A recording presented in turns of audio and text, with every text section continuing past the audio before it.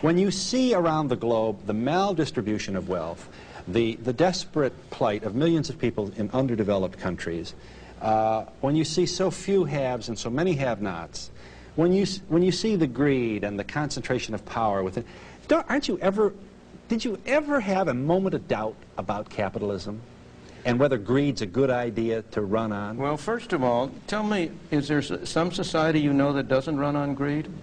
You think Russia doesn't run on greed? You think China doesn't run on greed? What is greed? Of course, none of us are greedy. It's only the other fellow who's greedy. The world runs on individuals pursuing their separate interests.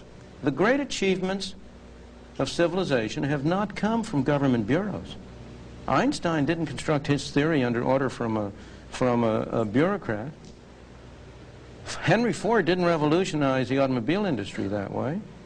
In the only cases in which the masses have escaped from the kind of grinding poverty you're talking about, the only cases in recorded history are where they have had capitalism and largely free trade.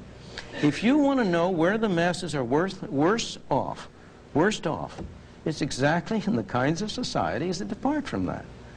So that the record of history is absolutely crystal clear that there is no alternative way so far discovered of improving the lot of the ordinary people that can hold a candle to the productive activities that are unleashed by a free enterprise system. But it seems to reward not virtue as much as ability to manipulate the system. And what does reward virtue? You think a communist commissar rewards virtue? You think a Hitler rewards virtue? You think, excuse me, if you'll pardon me, do you think American presidents reward virtue? Do they choose their appointees on the basis of the virtue of the people appointed or on the basis of their political clout? Is it really true that political self-interest is nobler somehow than economic self-interest? You know, I think you're taking a lot of things for granted. And just tell me where in the world you find these angels who are going to organize society for us.